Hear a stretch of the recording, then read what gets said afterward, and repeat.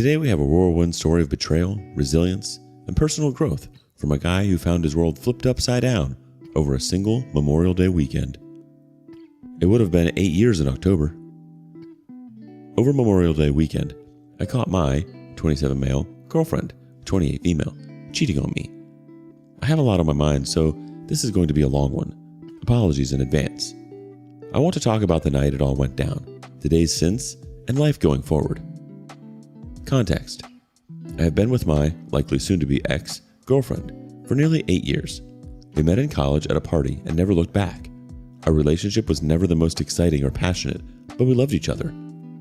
I will be the first to admit I was not a perfect partner. I struggled with alcohol and we both smoked a fair bit of marijuana through college and our early 20s. I also struggled greatly with depression and anxiety. Despite these issues, I always held down a job and paid the bills. We also rarely fought.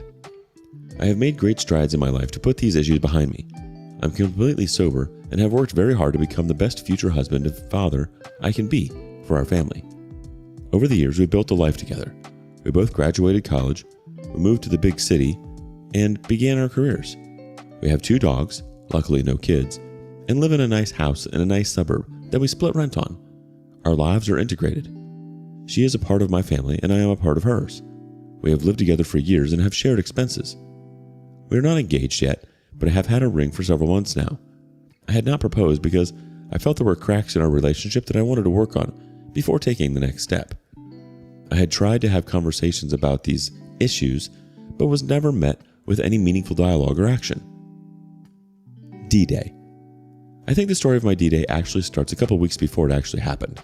One day before work, I asked my girlfriend, I'll call her Jay, if she could please clean her dishes in the sink and clean up her pile of laundry in the bathroom. No demands or anything, just please, I'd appreciate it. Jay blew up at me. Do you know how long you were a mess and I put up with it? I was hurt, but at this point, I needed to leave for work. So I said we need to talk later and headed out the door. I gathered my thoughts during the day and came home a little early from work. We sat down and I laid out the following points. 1. Please stop using the past against me. I know I wasn't perfect, but I've worked very hard to become a better person. I cannot be in a relationship where my partner will hold my darkest days over my head to win an argument. 2. Jay works the night shift and I have struggled with this in the past. We don't see each other very often as our schedules are completely opposite. She was open to changing to the day shift in the past, but recently has hardened her stance. Recently, she has been sleeping a lot on her days off. I understand night shift is brutal on one's sleep schedule, but it was getting to the point where she would only be awake 4 to 6 hours on her days off. These few hours she was awake, she would lay on the couch and watch TV. It made having a relationship difficult, and it also meant her share of house duties was falling behind, leaving her dishes in the sink, her clothes all over the place, etc.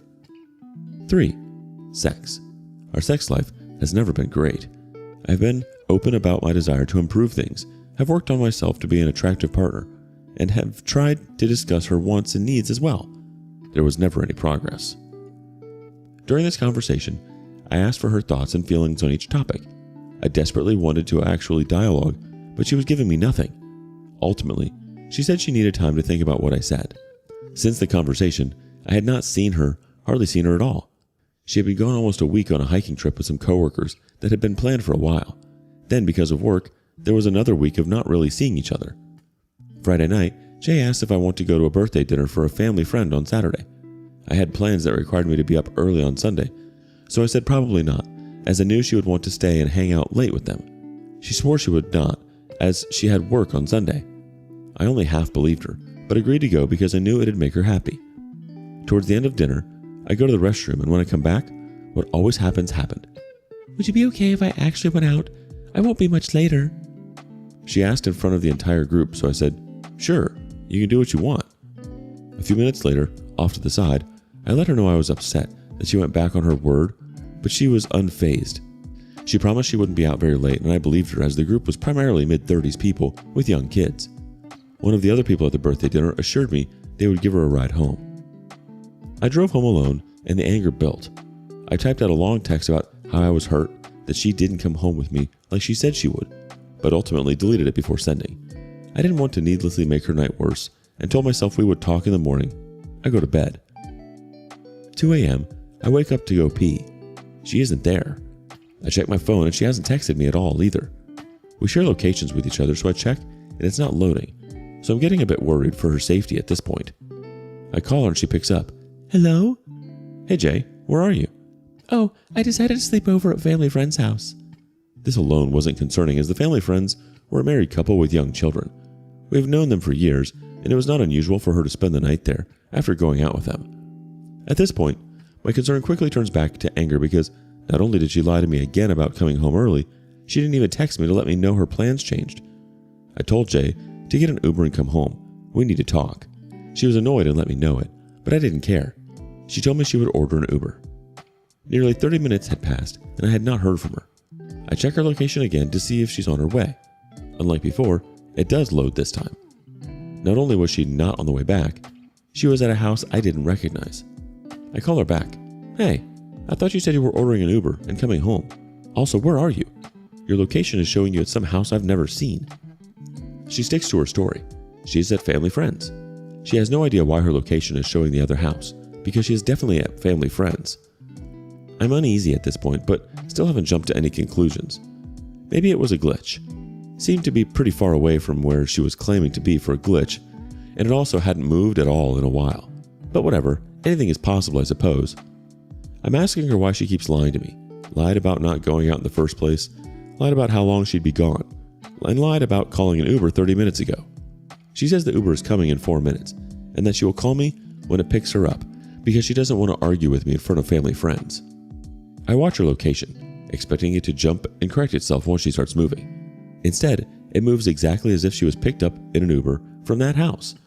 Whatever, she is on her way. I go downstairs and wait for her to arrive. Once she does, I ask her what she did tonight. I went to the bar and then to family friends. I ask her what she was doing at family friends. Just talking. You know I stay there sometimes. What's the big deal? I ask what on earth they were talking about until 2:30 in the morning. It just didn't make sense. They're a mid-30s married couple with young kids and full-time jobs. Staying awake this late just to talk? Well, we were talking about you for one. Me? What about me? For starters, your psychotic behavior tonight. I was mad, sure, but my behavior had been far from psychotic. I never raised my voice and never accused her of anything.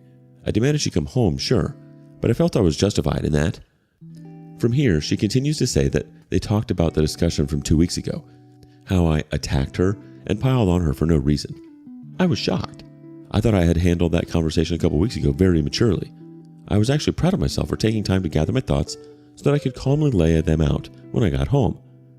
At this point, however, I was questioning myself. Did I dogpile on her for no reason? Was the way I approached her an attack? My only thought was maybe it felt one-sided because she refused to engage in any discussion. I asked why she could talk to other people about our relationship but not me. It would never become clear, however, as she said she was done talking and was going to bed. I begged her to give me something, anything.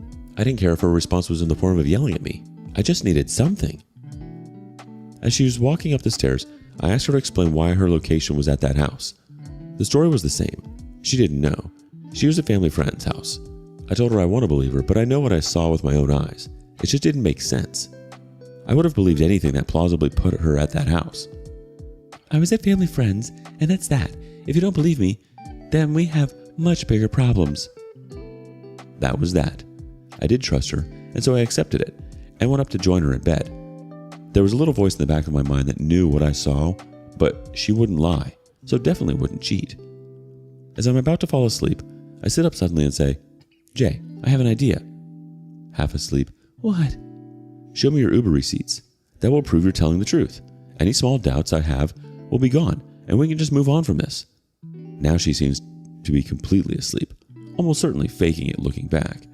I grab her phone from under her pillow and unlock it. On the screen is a text thread from a guy I'll call Jake. There were only 2 messages. First from earlier in the evening. It's Jay. The kind of message you send when someone puts their number in your phone and you text them, so they have your number now. Then, one she forgot to send. Hey, sorry about that. I made it home okay. Even at this point, my naive butt did not jump to cheating. I truly assumed it was probably someone who was also at the dinner and stayed the night at family friends. But then I saw the Uber receipt. It had picked her up from the house her location showed her at. Jay, wake up. You were at that house. What is going on? What happened? It's what it looks like. I asked how she could do this to me. Why would she do this to me? Nothing. Not a single sentence that could be considered a thoughtful response. Despite my demands to know what happened that night, she, as usual, gave me nothing. It's over. You threw away an 8-year relationship. We were supposed to be together forever.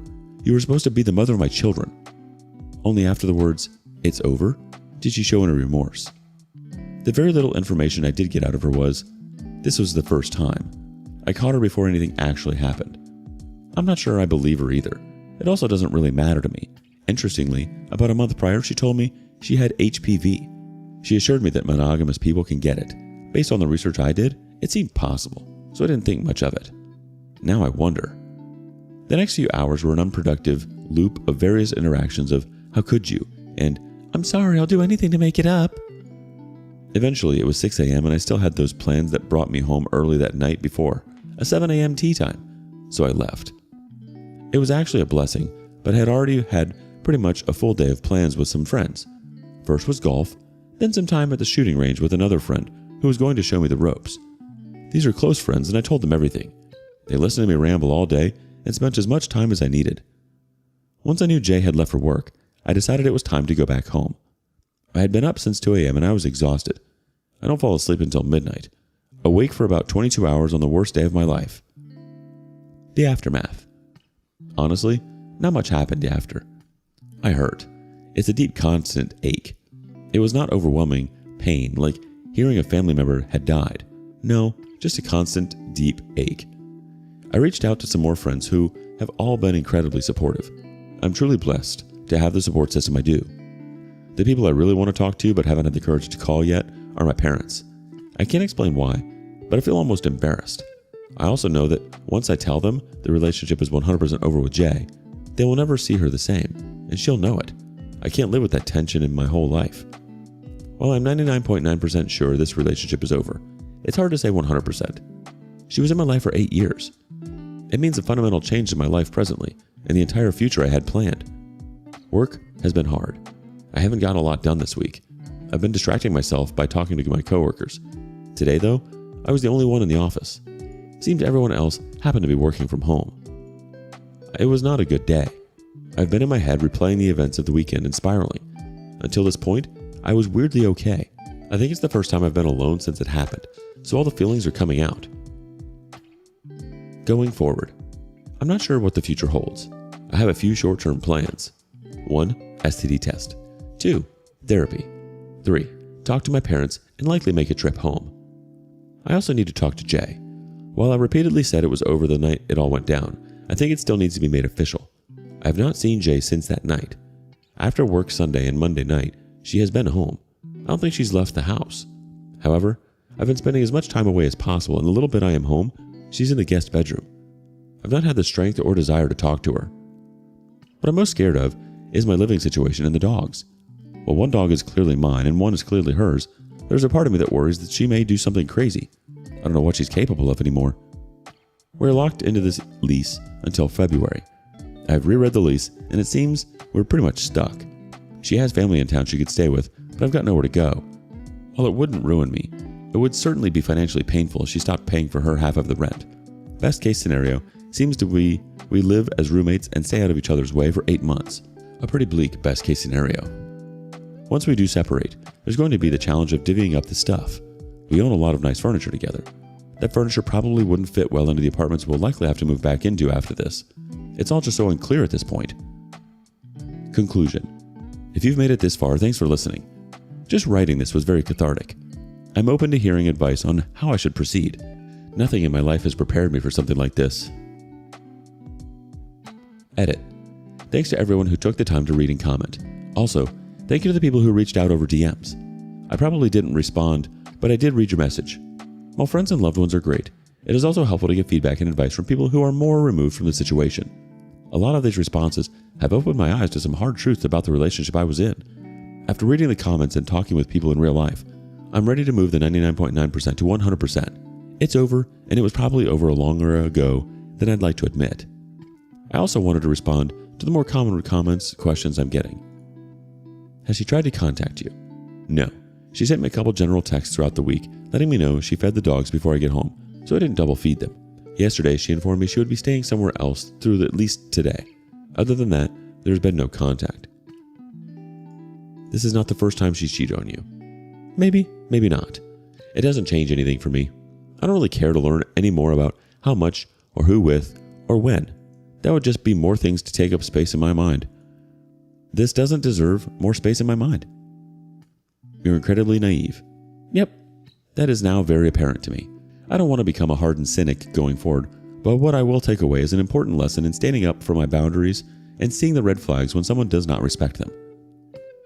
Get her out of the house. Ideally, I would love to and plan to make moves in this direction. However, due to being on the lease, I'm not sure I have much recourse if she says, "I'm not leaving." It also occurred to me that the utilities are in her name, so I would need her cooperation if I were to stay here instead of her. It will be challenging, but I'm sure something will get worked out. I have a strong support system and healthy savings, so this will not put me on the street by any means. Record your conversations and put cameras up. I don't want to believe she would do anything as evil as these comments imply. However, I do understand the importance of protecting myself. Tell your parents. I absolutely will, and very soon. I'm not worried about their responses. I think I just wanted time to process everything. First of all, I want to say how deeply sorry I am that you're going through this. The pain and betrayal you're feeling is real and valid. You've overcome a lot in your life, and this situation is yet another obstacle that I have no doubt you'll get through. What's important to remember is that you have shown great resilience in the past. You've overcome issues with alcohol, marijuana, depression, and anxiety. And these experiences will contribute to your strength in dealing with the current situation. You've made great strides to put these issues behind you, and that shows a lot about your character and perseverance. In dealing with your girlfriend's infidelity, communication is crucial. You've been trying to have these difficult conversations, and that's important. It's also okay to feel upset and angry about her not being straightforward with you. The betrayal you feel is a sign of a deep commitment you had for her, and it's going to take time to heal from this. It's okay to take that time and be gentle with yourself. It's essential to surround yourself with supportive friends and family during this time. Your plans for an STD test, therapy, and going home are all steps in the right direction. These actions show you are taking care of your health, seeking professional help to process your feelings, and reaching out to a familiar and comforting environment. Lastly, remember it's okay to be scared about the future. This situation was unexpected, and it's normal to feel uncertain about the next steps. However, you're not alone in this. Seek advice, lean on your support system, and take each day as it comes. You're stronger than you think, and you will come out of this stronger. Now for a couple community comments. Switchboard Friend starts us off. It seems like you have transcended her. You have turned your life around and are making very healthy and productive ones. She never made the same leap. Relationships can only be successful if both partners are equals. Topo241 says, "I'm sorry this happened.